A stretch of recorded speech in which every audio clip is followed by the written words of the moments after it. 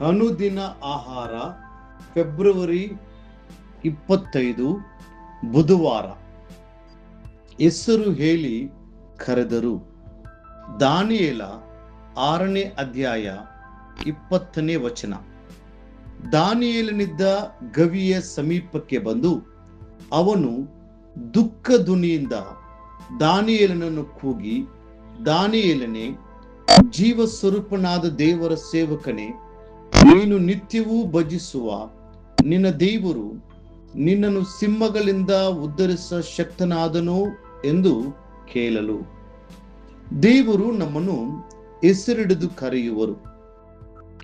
ನಾವು ಲೋಕದಲ್ಲಿ ಹುಟ್ಟುವುದಕ್ಕಿಂತ ಮೊದಲು, ನಾವು ಇನ್ನೂ ತಾಯಿಯ ಗರ್ಭದಲ್ಲಿ ಇರುವಾಗಲೇ ದೇವರು ನಮ್ಮನ್ನು ಮುಂಚಿತವಾಗಿಯೇ ತಿಳಿದುಕೊಂಡಿದ್ದನು ಮತ್ತು ಆತನಿಗಾಗಿ ನಮ್ಮನ್ನು ಆರಿಸಿಕೊಂಡಿದ್ದಾನೆ.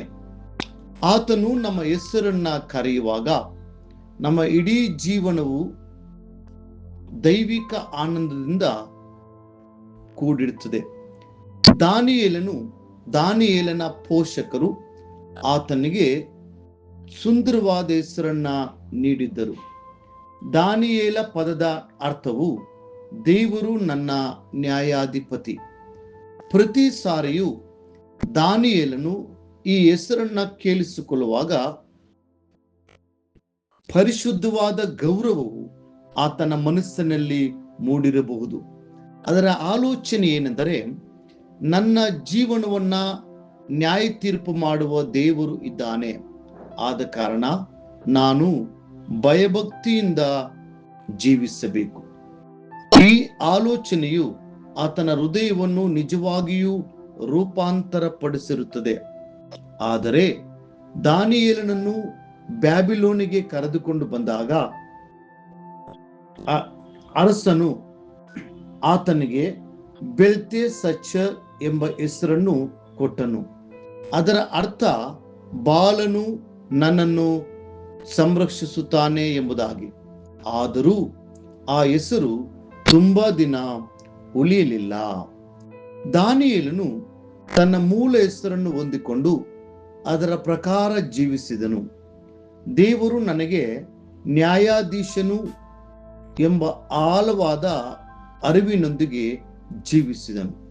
ಅರಸನಾದ ದಾರಿವೇಷನು ದುಃಖದಿಂದ ಹೀಗೆ ಕರೆದನು, ದಾನಿಯೇಲನೇ, ಜೀವ ಸ್ವರೂಪನಾದ ದೇವರ ಸೇವಕನೇ, ಜೀವ ಸ್ವರೂಪನಾದ ದೇವರ ಸೇವಕನೇ ಎಂದು ಅರಸನು ಉಚ್ಚರಿಸಿದಾಗ ದಾನಿಯೇಲನ ಹೃದಯವು ಎಷ್ಟು ಸಂತೋಷದಿಂದ ತುಂಬಿತ್ತು ಎಂದು ಊಹಿಸಿಕೊಳ್ಳಿರಿ.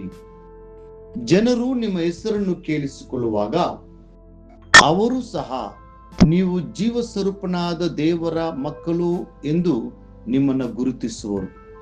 ನೀವು ನಿರಂತರವಾಗಿ ಆರಾಧಿಸುವವರು ಎಂದು ತಿಳಿದುಕೊಳ್ಳುವರು. ಜನರು ನಿಮ್ಮ ಹೆಸರನ್ನು ಕರೆಯುವಾಗ ಸಾಧಾರಣವಾಗಿ ಕರೆಯದೆ ಅದರ ಜೊತೆಗೆ ನೀವು ದೇವರ ಮಗನು ಅಥವಾ ಮಗಳು ಎಂದು ಕರೆಯುವಾಗ ನೀವು ಅತಿ ಹೆಚ್ಚು ಸಂತೋಷದಿಂದ ಕೂಡಿರುತ್ತೀರಿ. ದೇವರು ದಾನಿಯೇಲನನ್ನು ಕರೆಯುವಾಗ ಹೀಗೆ ಕರೆಯುತ್ತಾನೆ ಎಂಬುದನ್ನು ದೇವರ ವಾಕ್ಯದಲ್ಲಿ ನೋಡಿರಿ. ದಾನಿಯೇಲನೇ, ಅತಿ ಪ್ರಿಯನೇ, ನಾನು ನುಡಿಯುವ ಮಾತುಗಳನ್ನು ಗ್ರಹಿಸು. ದಾನಿಯೇಲ 10ನೇ ಅಧ್ಯಾಯ 11ನೇ ವಚನ. ಹಾಗೂ ಅತಿ ಪ್ರಿಯನೇ, ಭಯಪಡಬೇಡ, ನಿನಗೆ ಸಮಾಧಾನವಿರಲಿ. ದಾನಿಯೇಲ 10ನೇ ಅಧ್ಯಾಯ 19ನೇ ವಚನ. ಮತ್ತೊಮ್ಮೆ, ನೀನು ದೇವರಿಗೆ ಅತಿ ಪ್ರಿಯ. ದಾನಿಯೇಲ 9:23. ದೇವರು ನಮಗೆ ಎಂತಹ ಮಹಿಮೆಯ ಕರೆಯುವಿಕೆಯನ್ನ ನೀಡಿದ್ದಾನೆ. ಪ್ರಿಯ ದೇವರ ಮಕ್ಕಳೇ, ದೇವರು ಸ್ವತಃ ನಿಮ್ಮ ಹೆಸರಿಡಿದು ಪ್ರೀತಿಯಿಂದ ಕರೆಯುವಾಗ ಆ ಕ್ಷಣ ನಿಮಗೆ ಎಷ್ಟು ಸಂತೋಷವಾಗುತ್ತದೆ ಅಲ್ಲವೇ? ನನ್ನ ಪ್ರಿಯನು, ನೀವು ಆತನಿಗೆ ಮೆಚ್ಚುವ ರೀತಿಯಲ್ಲಿ ಜೀವಿಸುವಿರಾ? ಆಗ ಮಾತ್ರವೇ ದೇವರು ನಿಮ್ಮ ಹೆಸರನ್ನು ಹಿಡಿದು ಕರೆಯುವನು. ಮುಂದಿನ ಅಧ್ಯಯನಕ್ಕಾಗಿ ದೇವರ ವಾಕ್ಯ. ನಮ್ಮ ಯೆಹೋವ ದೇವರ ಪ್ರಸನ್ನತೆಯು ನಮ್ಮ ಮೇಲೆ ಇರಲಿ. ನಾವು ಕೈ ಹಾಕಿದ ಕೆಲಸವನ್ನು ನಮಗೆ ಸಫಲಪಡಿಸು. ಕೀರ್ತನೆ 90:17 ವಚನ. ಈ ದಿನ ಓದುವ ದೇವರ ವಾಕ್ಯ ಮುಂಜಾನೆ ಅರಣ್ಯಕಾಂಡ 9, 10 ಮತ್ತು 11 ಅಧ್ಯಾಯಗಳು. ಸಂಜೆ ಮಾರ್ಕನು ಬರೆದ ಸುವಾರ್ತೆ 5ನೇ ಅಧ್ಯಾಯ 1ರಿಂದ 20 ವಚನಗಳು.